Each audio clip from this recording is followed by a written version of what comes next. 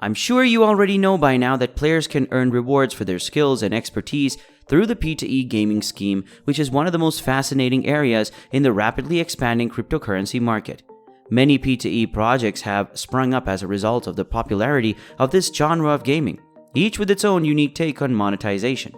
Today I'm going to be showing 5 of the best play-to-earn games that are available out there right now. Are you a gamer, or do you just enjoy playing games to unwind? Well, you can make money on these platforms either way. I bet you already are getting excited.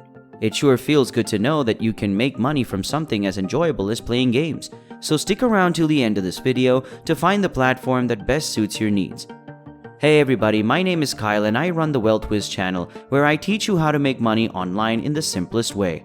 Make sure to subscribe to this channel and don't forget to click on the notification bell, so whenever we upload a new video on how to start money making online, you will be updated and can start making things happen. Also, please give this video a big thumbs up, and if you ever have any concerns, questions, or opinions about the video, don't be shy, just leave a comment down below. Now let's get into the video. One of the main attractions of blockchain games is the ability to earn non-fungible tokens or NFTs and cryptocurrency, which can then be traded on a marketplace. Play-to-earn or P2E NFT games are platforms that incorporate these features. In most cases, however, users must first invest a particular amount of money before they can begin earning, especially when games have reached a certain level of popularity. Some of these blockchain games vary from trading card games to role-playing games, and you'll almost always need to start by purchasing an in-game asset. For example, one of the most popular NFT games, Axie Infinity, requires new players to purchase 3 Axies, the platform's in-game NFT characters, which may cost anywhere from a few $100s to thousands of dollars depending on their rarity and qualities. The initial expense of such games understandably discourages new players because they must sometimes spend a significant amount of money to begin earning. Fortunately, there are P2E NFT platforms that do not require any initial investment. To put it another way, you don't buy NFTs to start the game. I guess you can call them free-to-play games with the extra benefit of generating revenue through NFT and blockchain technology. As a result, free P2E games are in high demand, which is why I have put together a list of the best options currently available. The first free P2E game we're going to look at is Splinterlands. Splinterlands is a card trading NFT platform that connects players with similar rankings for a chance to battle for glory. The winner will receive extra set of cards, which he can then sell for cryptocurrency on an NFT marketplace. Splinterlands, unlike most P2E games, is not built on the Ethereum blockchain. All of its cards are stored on the Hive blockchain. All players receive base cards when they join Splinterlands because it is a free game.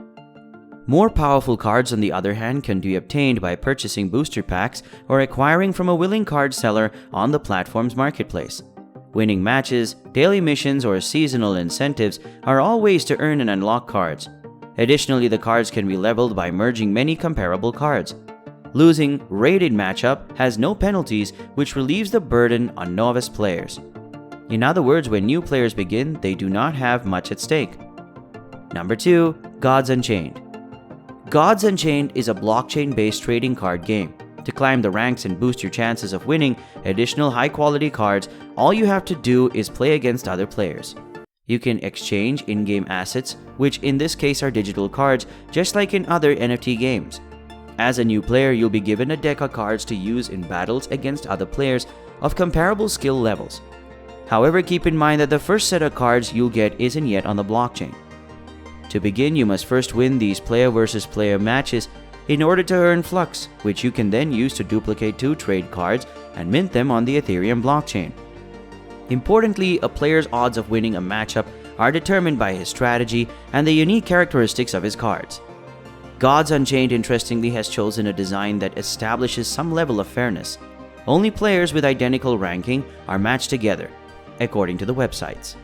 This is in contrast to the majority of P2E platforms, where players who can afford to purchase the rarest and most powerful cards, avatars, or weapons win at the expense of the rest of the other players with weaker weapons or avatars.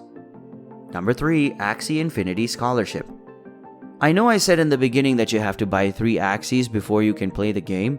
However, some Axie Infinity players have managed to avoid the upfront cost of owning Axies. These players approach users who have Axie access and strike a deal that transforms them into asset managers.